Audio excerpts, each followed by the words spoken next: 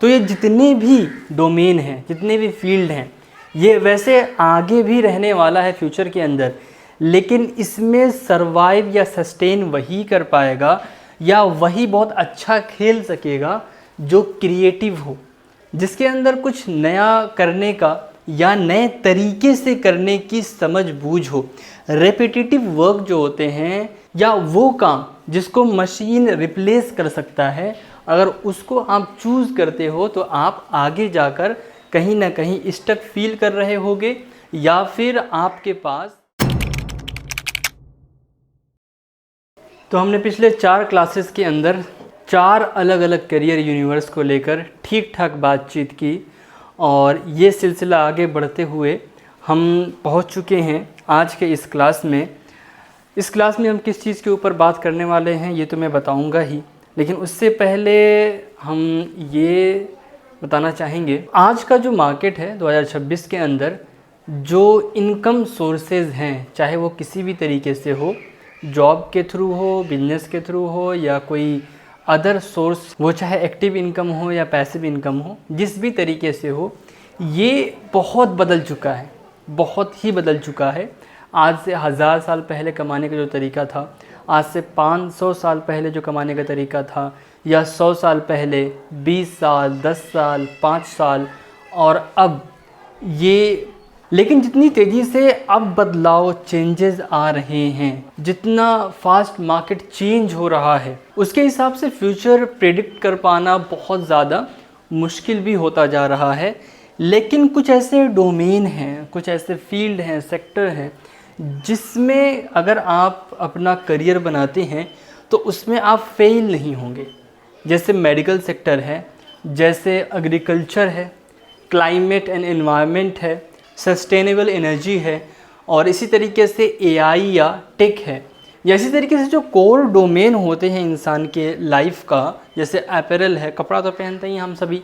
तो ये जितने भी डोमेन हैं, जितने भी फील्ड हैं, ये वैसे आगे भी रहने वाला है फ्यूचर के अंदर, लेकिन इसमें सरवाइव या सस्टेन वही कर पाएगा या वही बहुत अच्छा खेल सकेगा जो क्रिएटिव हो, जिसके अंदर कुछ नया करने का या नए तरीके से करने की समझ बूझ हो। रेपिटेटिव वर्क जो होते हैं या वो काम जिसको मशीन रिप्लेस कर सकता है, अगर उसको आप चूज़ करते हो तो आप आगे जाकर कहीं ना कहीं स्टक फील कर रहे होगे, या फिर आपके पास ऑप्शंस एंड अपॉर्चुनिटीज़ की कमी रहने वाली है। तो आज जिस डोमेन को लेकर या जिस फील्ड के बारे में हम डिस्कशन करने वाले हैं, चर्चा करने वाले हैं, वो हमारा है animals, farming and the environment.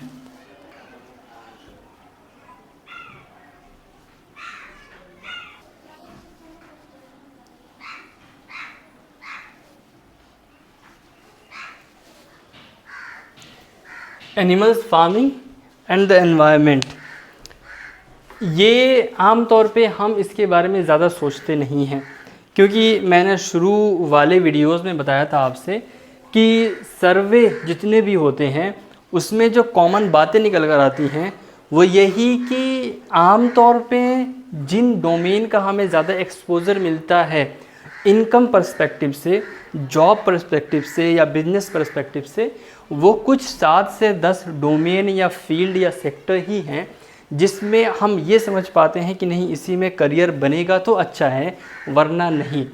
और ख़ास अगर एग्रीकल्चर की बात करें हम, तो ऐसा हमें लगता है कि किसानी करके कुछ ज़्यादा कुछ हो नहीं सकेगा, किसानी में क्या ही है, लेकिन ऐसा नहीं है। अगर क्रिएटिव हो आप, और अगर डेटा उठाकर देखो और थोड़ा एनालिसिस करो, तो जिस तरीके से एग्रीकल्चर सेक्टर, फार्मिंग या एनिमल्स या हमारा जो एनवायरनमेंट है, इसके अंदर जो काम हैं उसमें जितना बेहतर करने लग गए हैं बहुत सारे लोग जो क्रिएटिव हैं, अलग अलग टाइप के इनोवेशंस या टेक्नोलॉजी को इस्तेमाल करके या बहुत सारे तरीक़ों से वो ग्रो कर रहे हैं और इसके अंदर बहुत अच्छा कर रहे हैं। अगर इसके अंदर मैं एक चीज़ आपको बताऊं तो मेडिकल हो, मेडिसिन या इंजीनियरिंग हो या फिर आप ले लो लॉ, या जो भी आप फेमस डोमेन सेक्टर आप अपने आसपास देखते हो, उसमें लिमिटेशन ये है कि हर किसी को एंट्री नहीं मिल सकती।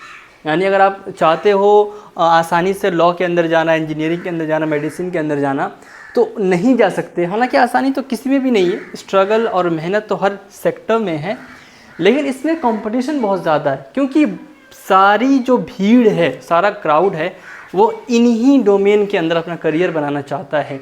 एक जेई के एग्ज़ाम के अंदर, नीट के एग्ज़ाम के अंदर, देखिए कम्पिटिटिव एग्ज़ाम्स का मैं कायल इसलिए हूँ, मैं उसका फेवर इसलिए देता हूँ कि उससे आपका जो पर्सनालिटी है या सोचने का तरीका या बहुत सारी चीज़ें जैसे क्रिटिकल थिंकिंग है या रैशनल थिंकिंग है या जो कंपटीशन से हमें जो डायरेक्ट स्किल्स हमारे अंदर आ जाते हैं वो तो आ जाता है, वो हमारे लिए बहुत इम्पॉर्टेंट भी है।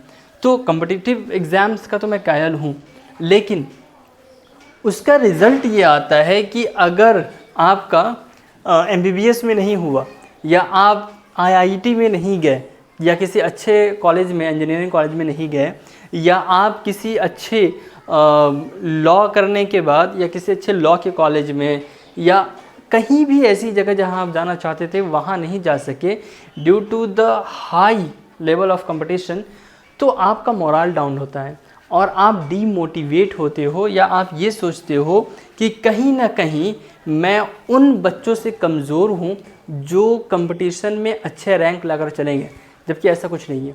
आपका हो सकता है फील्ड या सेक्टर अलग हो, आप किसी और चीज़ में अच्छे हो। तो इन सारी जो फील्ड हैं और भी बहुत सारे इसमें जो सेक्टर हैं या डोमेन हैं, इसमें और जो एक एग्रीकल्चर है,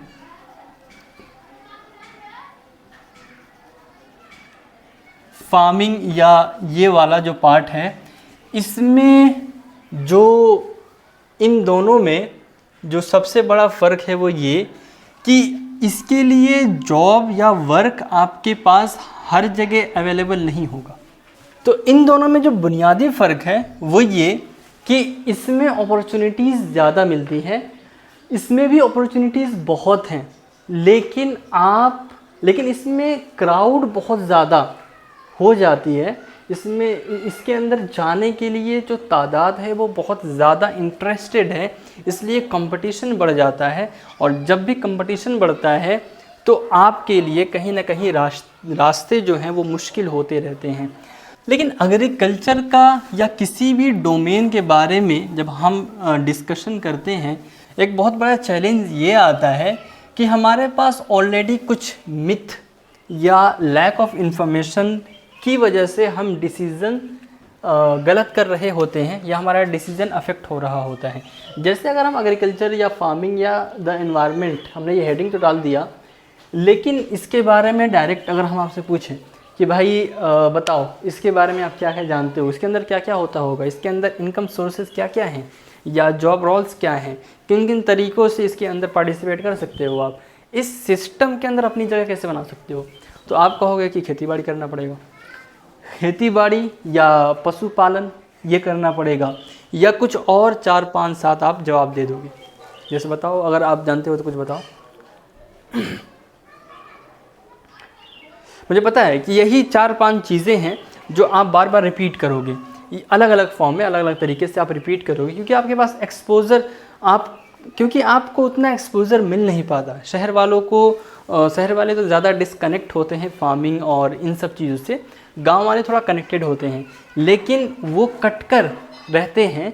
कुछ जो खेतीबाड़ी से ताल्लुक़ रखते हैं, खेतीबाड़ी से बिलोंग करते हैं, जिनकी फैमिली ज़्यादा खेतीबाड़ी करती है, तो वो भी बहुत ज़्यादा अगर जानेंगे तो क्या जानेंगे कि ये फसल होता है, इस तरीके से होता है।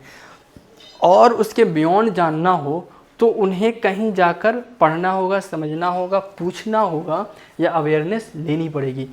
तो इसी को हम थोड़ा ओपन करते हैं और आपकी माइंड में जो इसको लेकर लिमिटेड नॉलेज है उसको थोड़ा सा एक्सपेंड करने की कोशिश करेंगे और देखेंगे कि इनके अंदर हमारे पास क्या क्या रास्ते हैं, क्या क्या ऑप्शंस हैं करियर बनाने के लिए। ठीक है, तैयार हो? हमारा क्लास इतना शांत हो जाता है, इसकी वजह मैं ही हूँ। मैं इतना बोरिंग तरीके से पढ़ाता हूँ क्योंकि मैं थोड़ा बोरिंग आदमी भी हूँ। धीरे धीरे फ़नी होने की कोशिश करूँगा, थोड़ा सा आप कनेक्ट कर पाओ और इंगेज हो पाओ, इसके लिए मैं कोशिश करूँगा। लेकिन चले कोई बात नहीं, बोरिंग होना अपने आप में बहुत अच्छी चीज़ भी है, कोई बुरी चीज़ नहीं है। ये तो बताने की ज़रूरत नहीं है कि ये सेक्टर क्यों है। भाई इंसान जब से इस अर्थ पे है तो सबसे पहले शिकार उकार करके खाने पीने का, फिर कहीं पे कुछ दिख गया फल वल, आपने पढ़ा होगा हिस्ट्री के अंदर कि किस तरीके से इंसान पहले खाना कंज्यूम करता था, अपने ज़िंदा रहने के लिए क्या क्या चीज़ें वो कंज्यूम करता था। फिर धीरे धीरे काफ़ी वक्त के बाद खेती बाड़ी का, एग्रीकल्चर का या सिविलाइज्ड होने का, या फिर बार्टर सिस्टम होता था, यानी मेरे पास कुछ सामान है, अनाज है, उसके बदले में मैंने कपड़े ले लिए, उसके बदले में मैंने कोई और हथियार ले लिया या फिर और कुछ ले लिया। तो इस तरीके से चलता था। धीरे धीरे एग्रीकल्चर के अंदर और भी इम्प्रूवमेंट और डेवलपमेंट आने लग गया, और फिर आज हमारे पास बहुत बड़ा सेक्टर है, ये बहुत बड़ी वैरायटी है जिसके अंदर आप अच्छे से काम कर सकते हो अपने पर्टिकुलर इस डोमेन के लिए। तो इसके अंदर हमारे पास 4 मेजर डोमेन हैं, 4 मेजर डोमेन्स। वो 4 क्या क्या हैं? वो 4 इस तरीके से हैं। तो सबसे पहले हमारा आएगा veterinary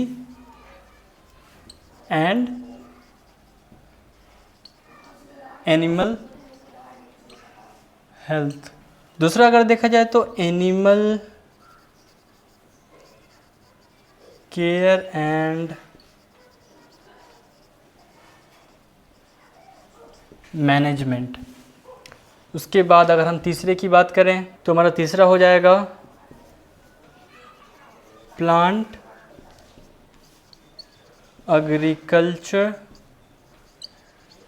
and horticulture.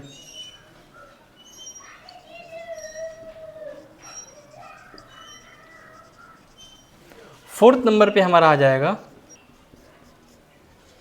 Environment, forest and ecology.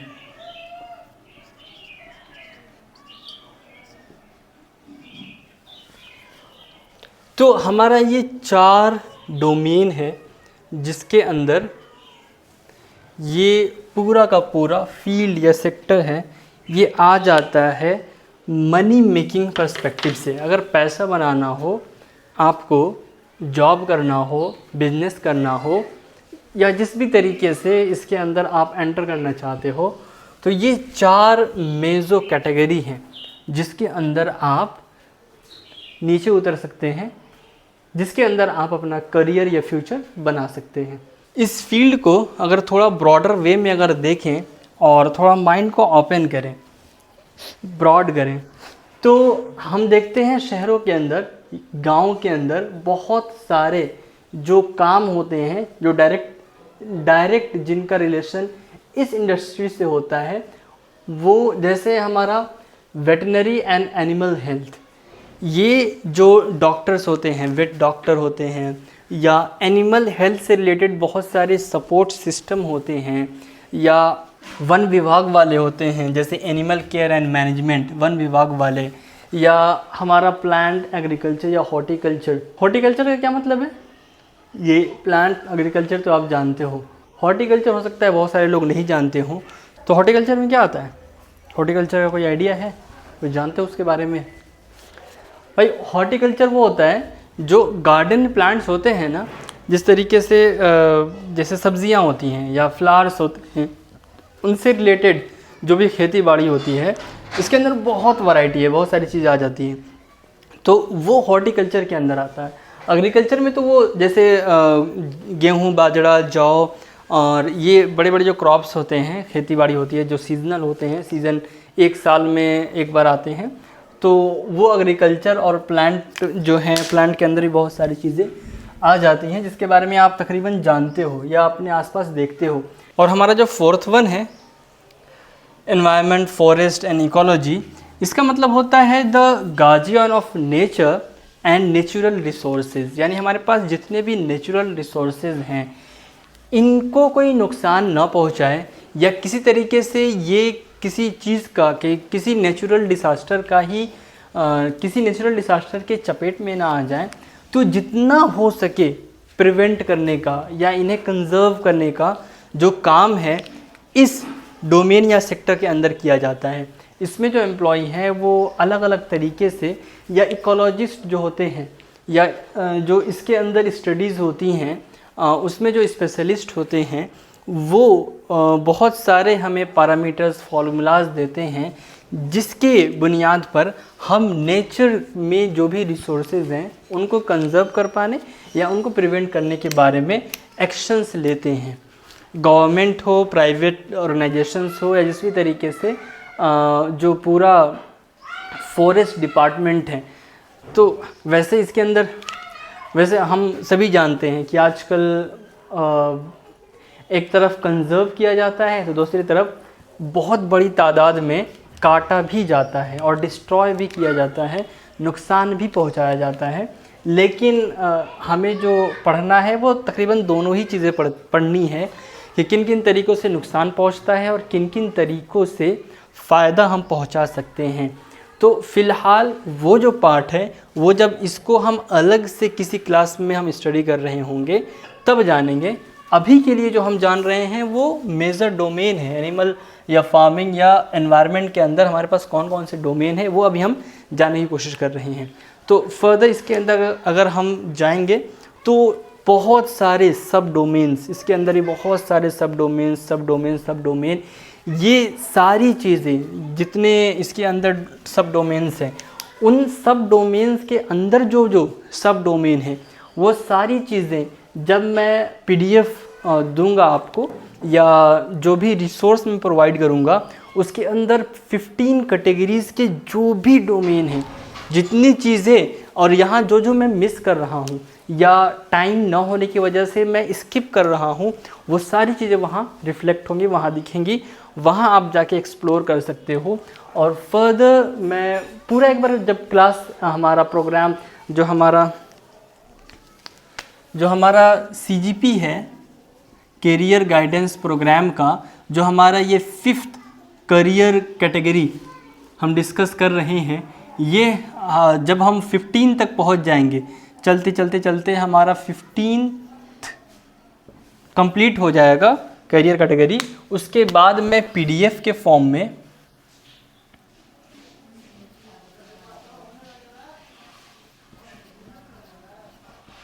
या फिर वेबसाइट पे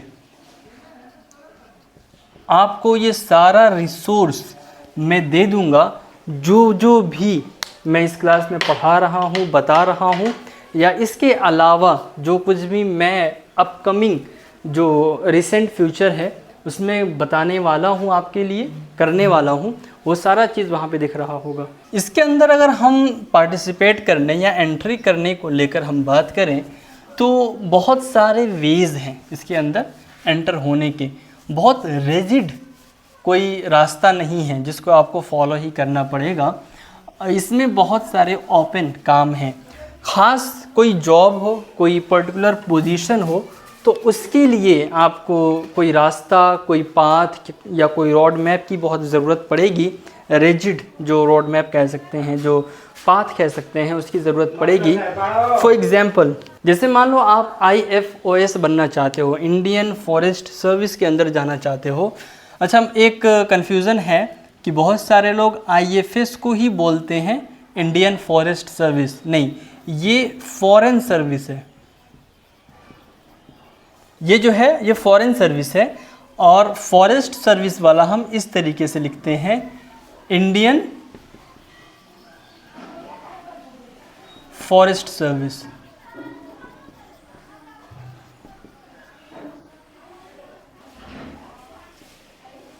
इंडियन फॉरेस्ट सर्विस। तो ये जो फॉरेन सर्विस है ना, तो ये भी या IAS हो गए या IPS हो गए, IRS हो गए, ये सारे आपके यूनियन पब्लिक सर्विस कमीशन जो हमारा एग्ज़ाम है उसके थ्रू ही, जो सिविल सर्विसेज का एग्ज़ाम है, यूनियन पब्लिक सर्विस कमीशन बहुत सारे एग्जामिनेशन कंडक्ट करती है थ्रू आउट द इंडिया। तो उसमें जो सिविल सर्विसेज की एग्ज़ाम है उस एग्ज़ाम को आप अगर क्वालिफाई करोगे तो आप उसमें पर्टिकुलर रैंक है और उस रेंज के हिसाब से, रैंक रेंज के हिसाब से आपको फिर ये वाले सर्विसेज जितने हैं ये सारा आपको मिलता है। तो आपको फॉरेस्ट सर्विस में अधिकारी लेवल तक, बड़े लेवल पे जाना है या कैबिनेट में जाकर बैठना है, तो फिर आपको जो पाथ होगा, आपका पाथ वो डिफाइंड है। उसमें आपको किसी पर्टिकुलर एग्ज़ाम में बैठना है, उससे पहले ग्रेजुएशन करना है, फिर आपका रैंक आएगा तो फिर आप उसको परस्यू कर पाओगे, जा पाओगे। लेकिन उसके नीचे भी बहुत सारे पोस्ट होते हैं जो ग्रेजुएशन के बाद के हैं। ग्रेजुएशन आप कर लोगे उसके बाद आप उसमें जा सकते हो। फिर और उससे नीचे आते जाओगे तो 10th के बाद या 12th के बाद भी डिप्लोमा करके भी आपके पास बहुत सारे ऑप्शंस होते हैं इस सेक्टर में जाने के लिए, government and private both. Job perspective से बात कर रहा हूँ मैं, ये जितने ये जॉब हैं, ये नौकरियाँ हैं, तो गवर्नमेंट हो या प्राइवेट हो, तो ऊपर से नीचे तक, जैसे आप एक सिपाही का ही सोचते हो, तो फॉरेस्ट के अंदर ही बहुत सारे ऐसे गवर्नमेंट जॉब हैं जो एक इंस्पेक्टर या एक SI जो सब इंस्पेक्टर है या कोई कांस्टेबल है, सब कांस्टेबल है, तो उन सब के लेवल का, उस ग्रेड का भी जॉब इस सेक्टर में भी अवेलेबल है। आपको बहुत ज़्यादा एक्सपोजर ना होने की वजह से पता नहीं चलता। तो इसी तरीके से प्राइवेट सेक्टर के अंदर ही बहुत सारे काम हैं। जितने बड़े कॉरपोरेट ऑफिसेज हैं या हॉस्पिटल हैं या अर्बन एरियाज़ में जो भी आर्किटेक्ट होता है, आउटडोर इंडोर, उसका जो आर्किटेक्चर होता है वो भी बहुत अच्छा खासा पैसे अर्न कर रहा होता है, क्योंकि वो जो डिज़ाइन है, वो जो आर्किटेक्चर है, वो क्रिएटिविटी मांगता है। और आप एक इंजीनियर की तरह वहाँ पे या इंजीनियरिंग ही करके आप वहाँ पे डिज़ाइन बना रहे होते हो कि ये जो पर्टिकुलर गार्डन है या ये जो फ्लोरल एरिया है, आपको मशरूम की खेती करनी है अपने घर के अंदर, या फिर अदर जो केसर की खेती है, या बहुत सारे ऐसे घर के अंदर इंडोर आउटडोर जो भी आपको एग्रीकल्चर के अंदर काम करना है, उसमें स्टडी की ज़रूरत पड़ती है। और फिर वो एक पर्टिकुलर पाथ है, वो एक करियर वे है, रास्ता है, और इसमें भी आप अच्छा खासा कमा सकते हो। तो वैसे तो हम बैचलर ऑफ एग्रीकल्चर हम ज़्यादा जानते हैं, BSc जानते हैं, BSc एग्रीकल्चर जानते हैं, तो उसमें वो तो है ही, लेकिन बस वही नहीं है। जितना आप बस जानते हो वो थोड़ा है, बहुत लिमिटेड है। इसको और आप ओपन करोगे, ओपन करते जाओगे तो इसमें कंपटीशन भी कम है और साथ के साथ आपके पास ऑप्शंस अवेलेबल हैं। चांसेस ज़्यादा हैं कि जो आप क्राउड के अंदर काम करना चाहते हो, compete करके आप जो पोस्ट लेना चाहते हो इज़्ज़त की वजह से, या फिर सोसाइटी के एक्सपेक्टेशन की वजह से, तो ठीक है आप जाओ, भीड़ में का हिस्सा बनो, कंपटीशन अगर आप क्रैक कर सकते हो जाओ करो, वरना आपके पास अदर काम भी, अदर जॉब है जो उसके मुकाबले में आ जाते हैं, बराबर हैं, अच्छे खासे पैसे उनमें भी मिलते हैं। और साथ के साथ प्राइवेट सेक्टर भी है।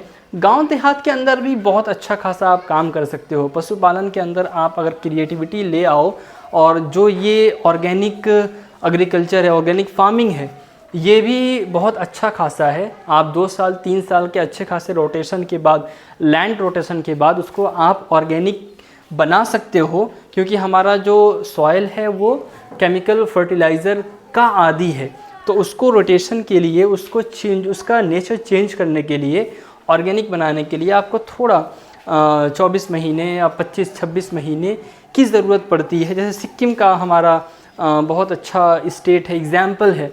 इसके साथ साथ और भी बहुत सारे हमारे पास एग्ज़ाम्पल्स हैं जो पूरी तरीके से ऑर्गेनिक फार्मिंग करते हैं। वैसे बहुत सारे कंट्रीज़ भी हैं जो बहुत अच्छा रिज़ल्ट देते हैं ऑर्गेनिक फार्मिंग के अंदर, और पूरा का पूरा जो फ़ायदा हमें इन ऑर्गेनिक फार्मिंग से है, जो केमिकल फर्टिलाइज़र यूज़ करके है, उसके मुकाबले बहुत अच्छा रिजल्ट देता है हमारा ऑर्गेनिक फार्मिंग, जो कि हमारे हेल्थ के लिए अच्छा है, एनवायरनमेंट के लिए अच्छा है। तो उसके बारे में आप सोच सकते हो। और अपनी जगह पे किसी गांव देहात के इलाके में पूरा हमारे पास हरियाणा, राजस्थान, मध्य प्रदेश, उत्तर प्रदेश, बिहार, वेस्ट बंगाल की जितनी आबादी है, कर्नाटका है, पूरा केरल है, यहाँ जो खेतियाँ होती हैं आप यहाँ इम्प्लीमेंट कर सकते हो। ऑर्गेनिक जहाँ जहाँ है वहाँ से इंस्पायर होकर, वहाँ से आइडियाज़ लेकर आप उतर सकते हो इन ऑर्गेनिक वाले जगहों पे और उसको एक्सपेंड कर सकते हो, लोगों को आप एजुकेट कर सकते हो उस चीज़ के बारे में। तो बहुत सारी अपॉर्चुनिटीज़ हैं, छोटे लेवल पे आप कर सकते हो, बड़े लेवल पे कर सकते हो। इस तरीके से अलग अलग तरीके के एग्रीकल्चर हैं। एनिमल सेक्टर के अंदर बहुत अच्छा आपके पास अपॉर्चुनिटी है, फ़िश है और जो मधुमक्खियाँ हैं, इसी तरीके से और भी बहुत सारे जो पोल्ट्री फार्म होते हैं और बहुत अपने आसपास हम चीज़ें अब देखने लग गए हैं। लेकिन वैसे बहुत सारी जो ये पूरा सेक्टर है, इसके अंदर हम जाकर अपना करियर बना सकते हैं। अगर आपके पास क्रिएटिविटी है, थोड़ा अवेयरनेस है, थोड़ा आप एक्टिव हो, आपके अंदर क्यूरियोसिटी है और जो चीज़ आपको कहीं ना कहीं बेकार या काम ना आने वाली चीज़ें हैं उसके अंदर किस तरीके से पोटेंशियल क्रिएट कर सकते हो आप, वैसे सोच वाले आप आदमी हो तो इसके अंदर आप बहुत अच्छा कर सकते हो। और लास्ट में इस बात को याद रखें जो मैंने शुरू में कहा था कि ये सेक्टर सदाबहार है, इसके अंदर हमेशा अपॉर्चुनिटीज़ रहती हैं। आप इसके अंदर अगर करियर बनाना चाहो बहुत अच्छा बना सकते हो। गवर्नमेंट की पूरी नज़र है इसके ऊपर, गवर्नमेंट इसको और भी अच्छे से डेवलप करना चाहती है और साथ के साथ प्राइवेट सेक्टर भी इस पर ज़्यादा फोकस रखते हैं। जितने भी बड़े बड़े आप देख लो सेलिब्रिटी हैं या जो भी हमारे पॉलिटिशियन हैं या जो भी बिजनेसमैन बड़े बड़े होते हैं, उनके पास फार्म हाउस होते हैं बड़े बड़े लेवल पे, बहुत सारे एकड़ में उनके फार्म हाउस होते हैं। एग्रीकल्चर उसके अंदर भी बहुत सारे जॉब होते हैं, एक एक फार्म हाउस के अंदर कई सौ कई हज़ार लोग काम करते हैं। तो उसके अंदर भी ठीक ठाक आपके पास अपॉर्चुनिटीज़ हैं, आप मैनेजर बनते हो। लाइव स्टॉक जो होते हैं, जो डेयरी के काम हैं, जो आपका आता है इसी एनिमल फार्मिंग के अंदर, तो डेयरी वाला जो काम है, इसी के साथ और भी इसके अंदर बहुत सारे काम है भाई, जो मैं लिस्ट आपको दिखाऊंगा तो फिर आप उसमें एक्सप्लोर करना, उसमें पढ़ना, देखना या ख़ुद से भी आप सर्च कर सकते हो, R&D कर सकते हो कि इसके अंदर क्या क्या है।